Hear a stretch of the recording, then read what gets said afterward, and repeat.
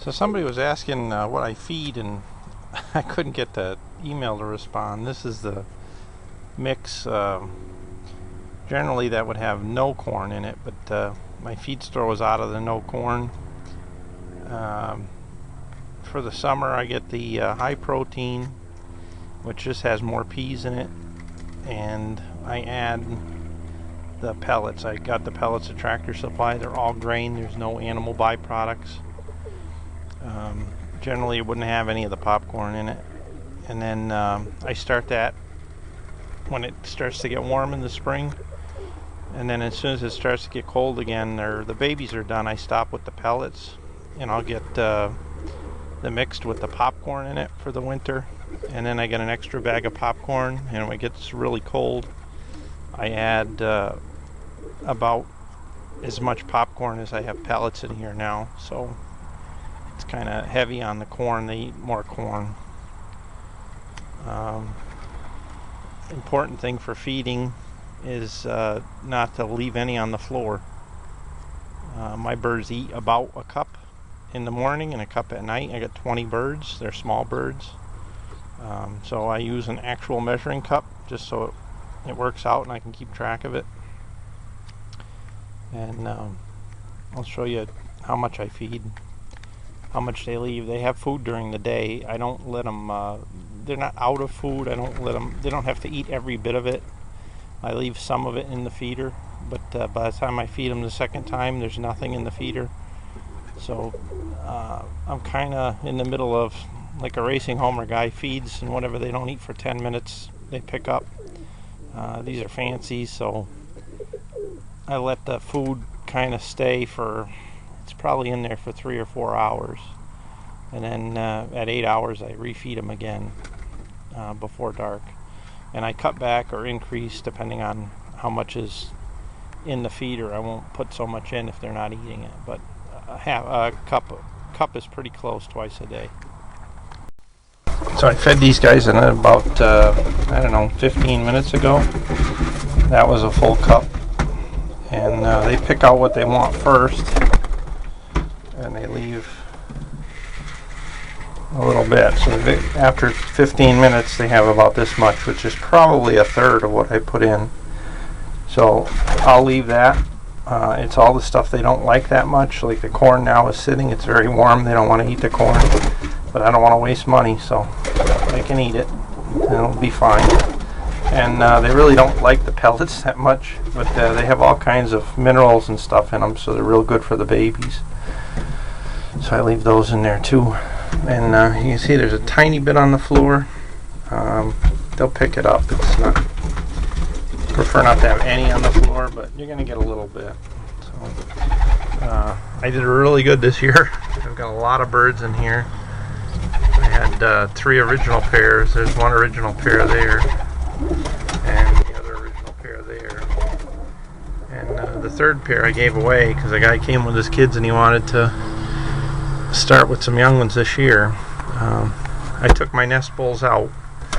I bred from February until I guess like August 1st. I pulled them out, and it's the end of August now, and they're kind of getting used to not having eggs. They'll have eggs for a little bit on the floor. You got to throw them away. The hens don't have anywhere to go, so the cocks will stop driving them. I don't have a coop. I don't have more than 1 coop, so I can't separate my cocks and hens, and this works out pretty good. And they'll perch where their nest was, so they stay there, and the pair of rollers were there. The other pair was here. I got rid of them, so those are all babies. Got a little cream there. She's a splash. She's old. And then one of the rollers slipped through. I use the rollers as pumpers, but he slipped through and hatched on me. He's a nice looking little bird anyway. I don't know if he rolls or not. I don't know if they're bred for color, or his dad's there with the lace wings and the mom is kind of a silver or opal, I guess. I got another little red splash hen, and then this is the one I fed. He's got something wrong with his eye.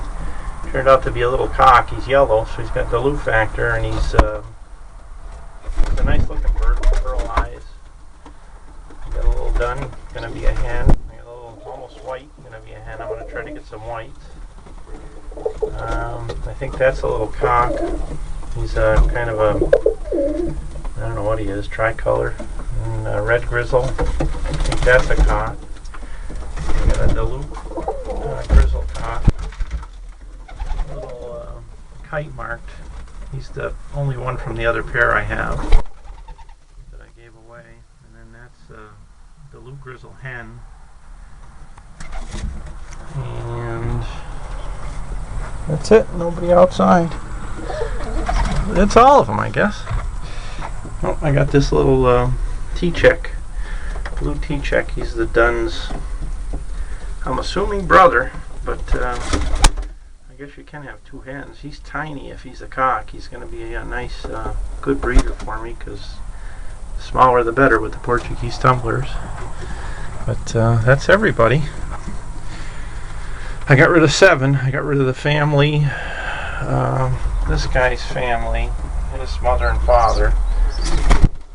They're a little long in the body, and they're not quite as small as the other pairs are throwing. That's his brother or sister. I'm not sure which one they are. They have orange eyes too. I lost the pearl eyes a bit. The Dunn's got orange eyes. I'm going to try to keep the pearl eyes together and get the pearl eyes back. I don't know what these are going to be. Right now they're yellows, but that's how these guys start out, and then when they molt, they're about 90% molted. The white comes in, and they're related to these babies. So that's it. Another nestmate. There's the 2 babies together. Those are the last 2 for this year I had. Whoop. They turned out pretty nice. They're small and they stand nice. They got the small feet,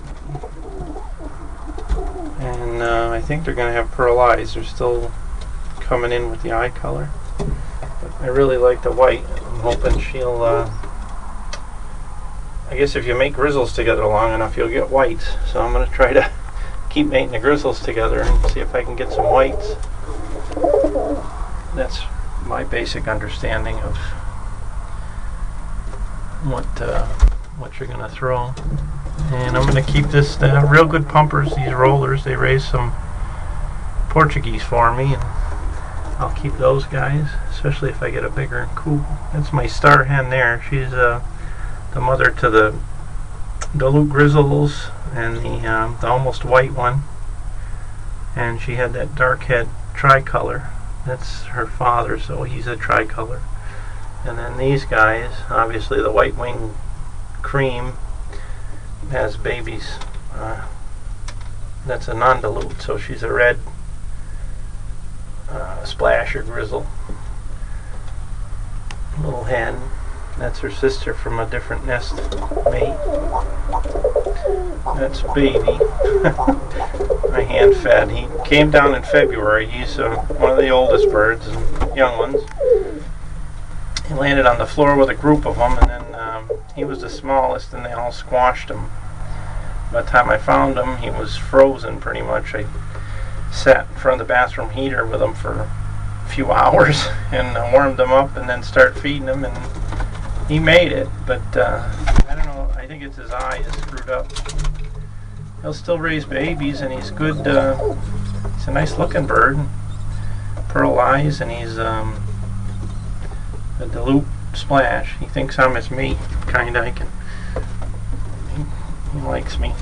Well, sometimes. Come on, baby. No, not in here. They're all nervous. I just cleaned everything, and that's the whole group of them.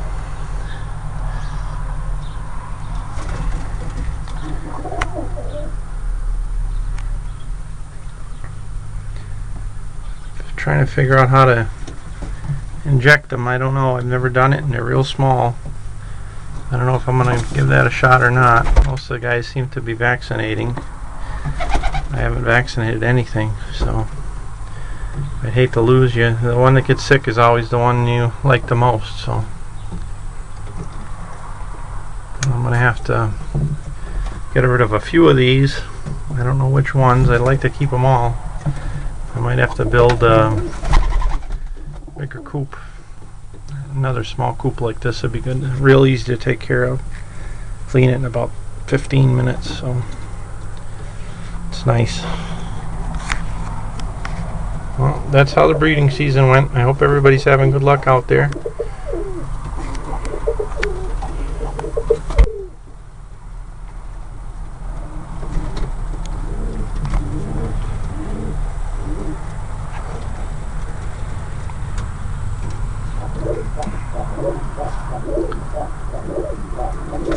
She's trying to steal the mate she's trying to steal her cock away, and I don't have anybody ready to mate to her right now. I don't have any breeding cages anyway, so it's kind of tough.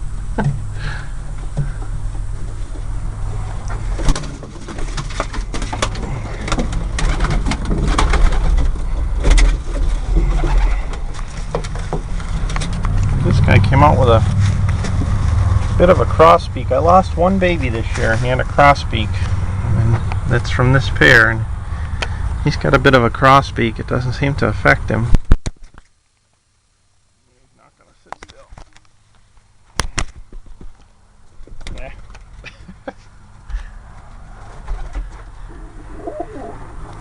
I took a emery board and I filed down the tip of the lower beak so it closes better on the top. It was actually longer than the top. You can file him down a little bit. I got in a little too much. He bled a tiny bit, but it didn't affect him. I'm calling him a him, I'm guessing. He's got some nice color to him, but he's got the dark eye again.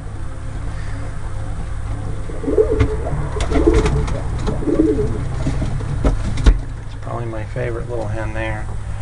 Trying to mate her to baby. I put them together for a while and they didn't do anything but fight. I don't know if she's ready. He's ready. I think that'd be a nice pair. I was thinking about putting him to the old hen, because if he's having trouble feeding because he's a little stupid, she'll take over, and then he can go with this hen that he keeps. That's a young hen he keeps mating with when she's not around.